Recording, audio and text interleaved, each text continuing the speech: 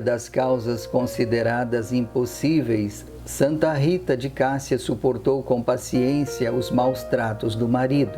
Após a morte deste e dos filhos, entrou para o mosteiro da Ordem de Santo Agostinho. Aquela que no futuro seria conhecida como a advogada dos desesperados, nasceu em 1381 no vilarejo de Rocaporena, na região de Cássia, na Úmbria, centro da Itália. Seus pais, Antônio Mantini e Amata Ferri, formavam um casal exemplar e gozavam de fama de reconciliadores pela habilidade que tinham em desfazer inimizades.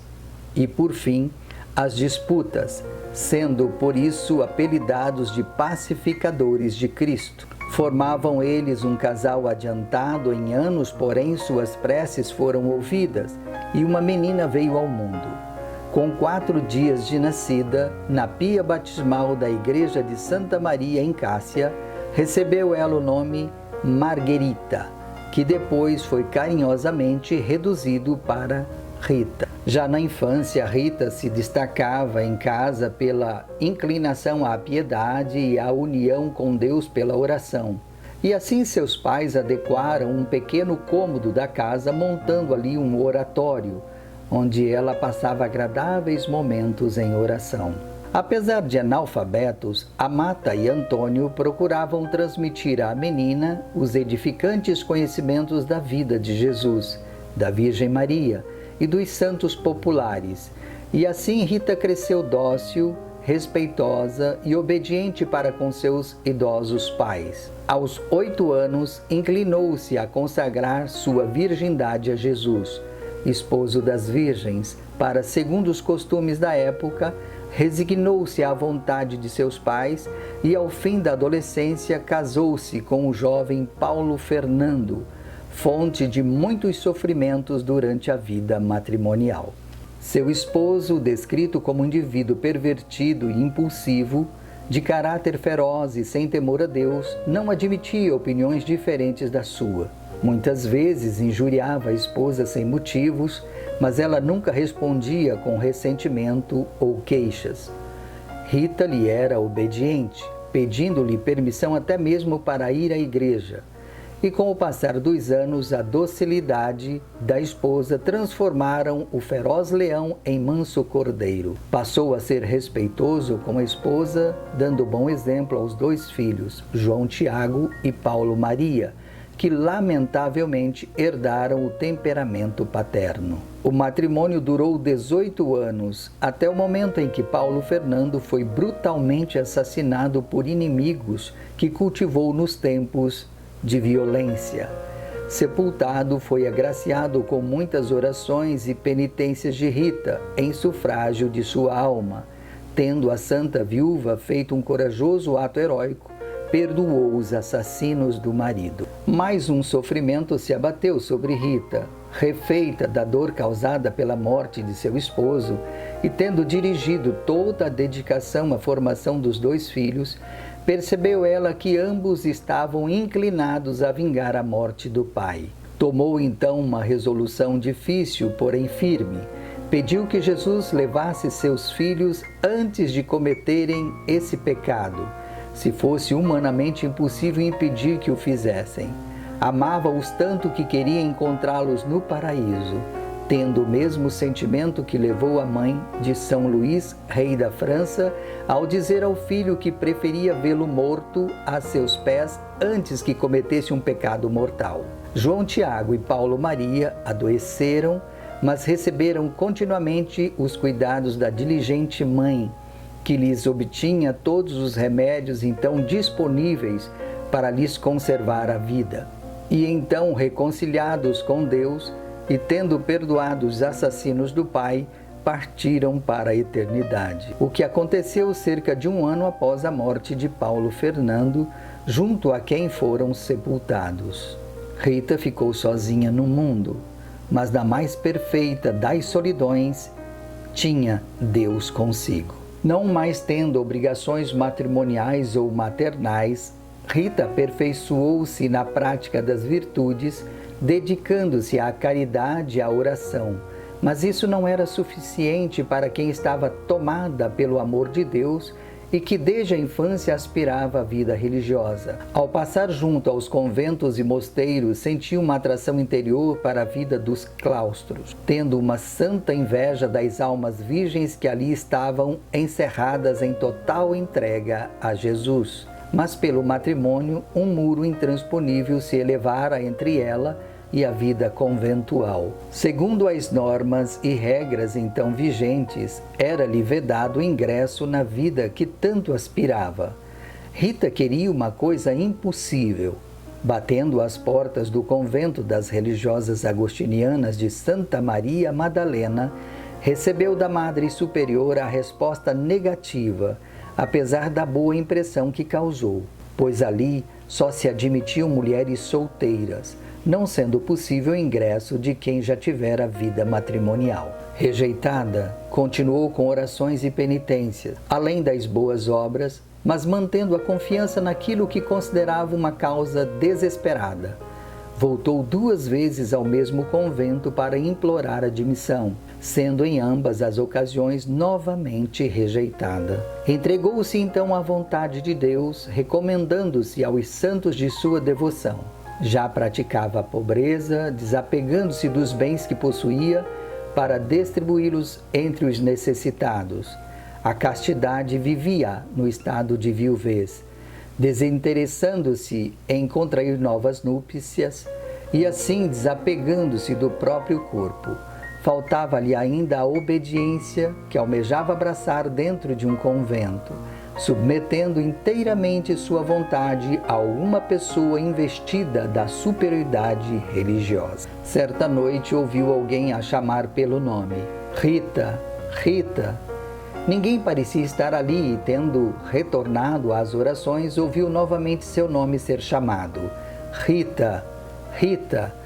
Indo à porta, deparou-se com 3 pessoas e nelas reconheceu São João Batista, que como ela fora concebido na velhice dos pais, Santo Agostinho, fundador da família agostiniana por ela tanto admirada, e São Nicolau de Tolentino, religioso agostiniano, os quais a convidaram a segui-los. Chegando ao convento de Santa Maria Madalena, onde fora por 3 vezes recusada, a porta estava evidentemente bem fechada, pois era o momento em que as religiosas dormiam, mas seus 3 protetores fizeram com que ela, inexplicavelmente, se visse conduzida ao interior do imóvel.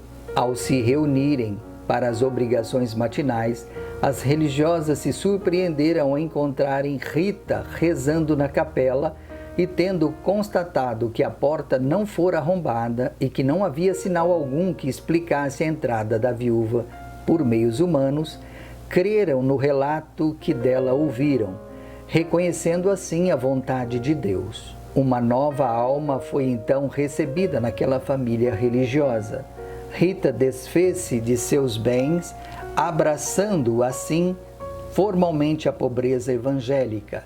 Continuou a manter a castidade na viuvez depois de ter passado pelo estado matrimonial e tornou-se submissa à autoridade da Madre Superiora, renunciando até mesmo à própria vontade. Certa ocasião, Rita recebeu da superiora a ordem para regar 2 vezes ao dia um galho seco, o que foi cumprido com obediência pela manhã e à tarde cotidianamente.